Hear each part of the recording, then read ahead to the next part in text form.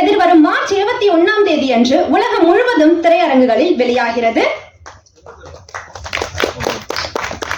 இதனிடையே இந்த திரைப்படம் 10க்கும் மேற்பட்ட விருதுகளை வென்றிருக்கிறது என்பதும், ஒரு பெண்மணி திரைத்துறையில் உள்ள அனைத்து பிரிவுகளையும் பற்றி கற்றுக்கொண்டு தேர்ச்சி அடைந்து அதனை தொடர்ந்து இந்த படத்தை உருவாக்கி இருக்கிறார் என்பதும் குறிப்பிடத்தக்கது. யாரும் கண்டுபிடிச்சீங்களா? Any guesses? தெரியவே இல்லையா?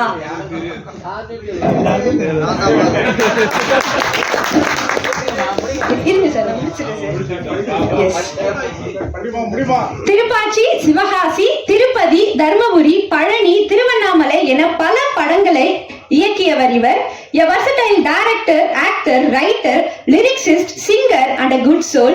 மிஸ்டர் பேரரசு சார் அவர்களை சில வார்த்தைகள் பேச வருமாறு அழைக்கின்றோம்.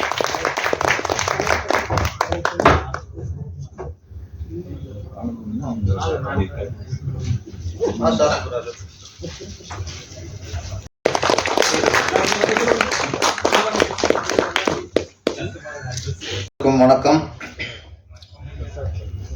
பேய் கூட்டு, ஆமா, ஸ்ட்ரெயிட்டர்லயே அங்கங்கே பேயை கொட்டுது.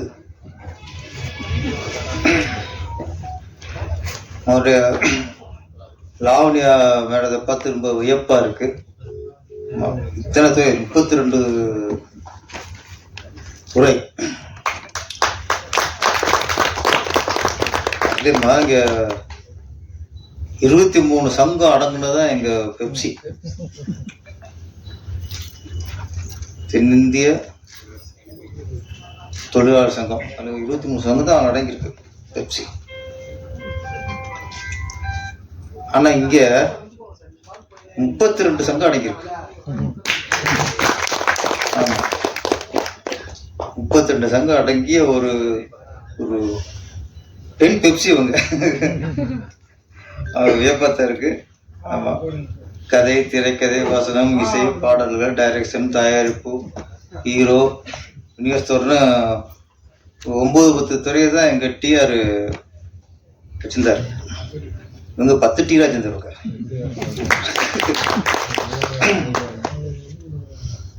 கதை, திரைக்கதை, வசனம், இசை, அவங்களே பாடல், இயக்கம், தயாரிப்பு, டிஸ்ட்ரிபியூஷன், டான்ஸ் மாஸ்டர், எடிட்டிங், எல்லாம். மாஸ்டர், ஃபைட் மாஸ்டர் அவங்க தான். அது தெரியாம வந்துட்டாரு.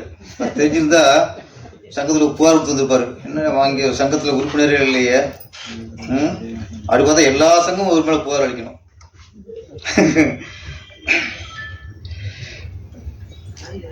சொல்லும்போது நாயும் பேயும் முன்னணி கதாபாத்திரம் நாங்க. ஆமா, சந்தோஷமா இருக்கு. நாயும் பேயும்.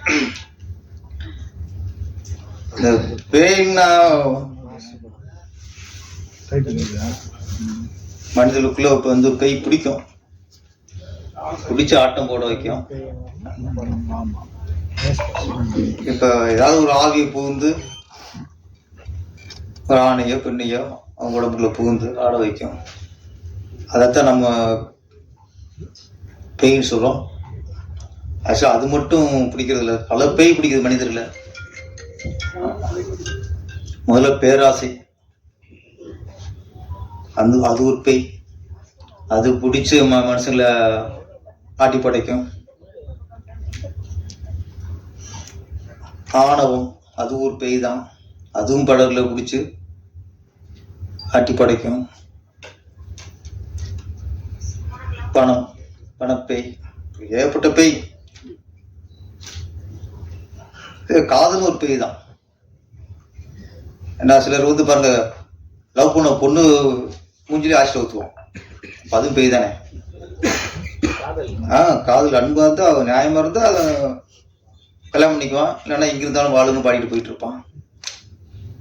ஆசிட்டு ஊத்துறது, அப்புறம் லவ் பண்ண வந்து இன்னொரு கல்யாணம் பண்ண போறோன்னு வெட்டி கொள்றது, அது செய்தியை படிக்க முடியாது. அப்ப இன்னைக்கு காதலும் பெய்யாத்தான் இருக்கு, பாசமும் பெய்யாத்தான் இருக்கு. நிறைய பேய்கள் நம்மளை வாட்டி படைக்குது. அதுலேருந்து நம்ம வந்து எப்படி விடுபடணும். அதிகாரம் ஒரு பேய் தான். அதிகாரம் வந்தவுடனே அடுத்து நம்ம மிரட்டுறது, பயமுறுத்துறது இருந்தால் அதுவும் அதிகாரமும் ஒரு பேய் தான். மாதிரி மனிதர் எல்லாருமே ஒரு வகையில் நம்மளை பேய் பிடிச்சிட்டு தான் இருக்கு. அதுலேருந்து நம்ம தான் தப்பிச்சு வாழணும். இந்த இதில் இரட்டை விட மாட்டீங்க பாருங்க, ஒன்று பேய் இன்னொன்று தாயா. ஓகே ஓகே ஓகே இரட்டையோட நடிச்சிருக்காங்க. ஆமா பாருங்க, ஊடகங்களே பார்த்துக்குங்க. அதே உங்களையும் விட்டு வைக்கல, சினிமாவில் எதையும் விட்டு வைக்கல, ஊழலையும் விட்டு வைக்கல, அதையும் அவங்களே பண்ணிட்டாங்க.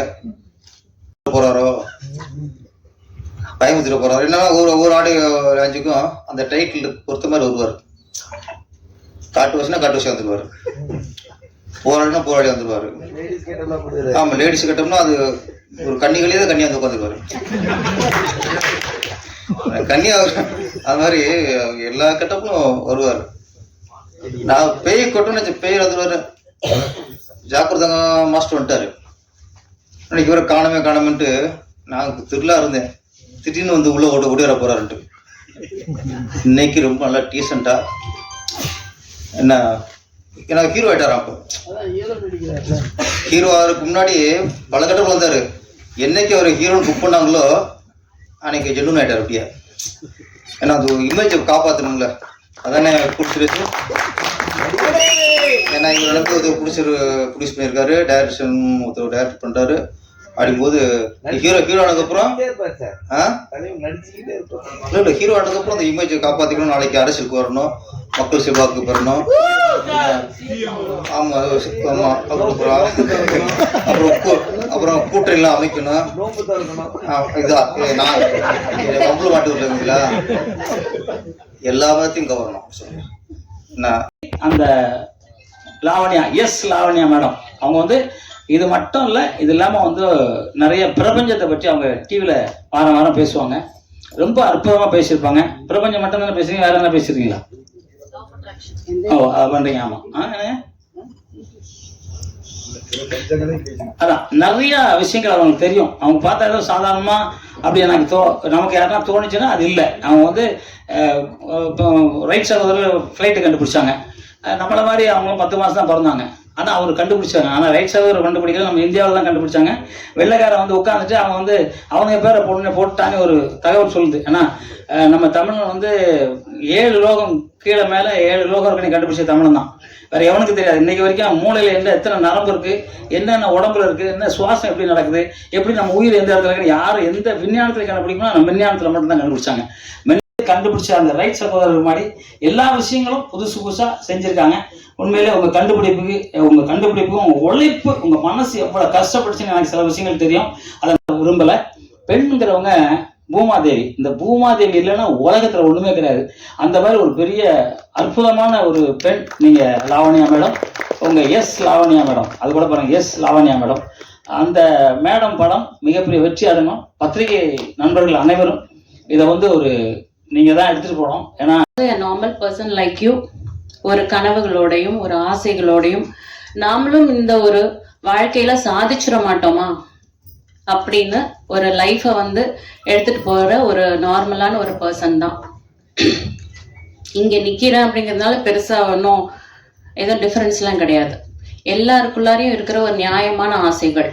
நம்மளும் ஒரு 4 பேத்துக்கு தெரிஞ்ச ஒரு பர்சன் ஆகணும்.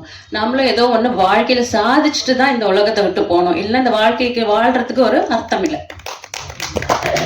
எல்லாருமே படிக்கிறோம், உழைக்கிறோம், சாதிக்கணும், இதை பண்ணணும், அதை பண்ணணும்னு ஓடிக்கிட்டே இருக்கும். பின்னாடி திரும்பி பார்த்தோம்னா நம்ம வாழ்க்கையில என்னத்தை சாதிச்சோன்னு பார்த்தா ஒண்ணுமே இல்லை.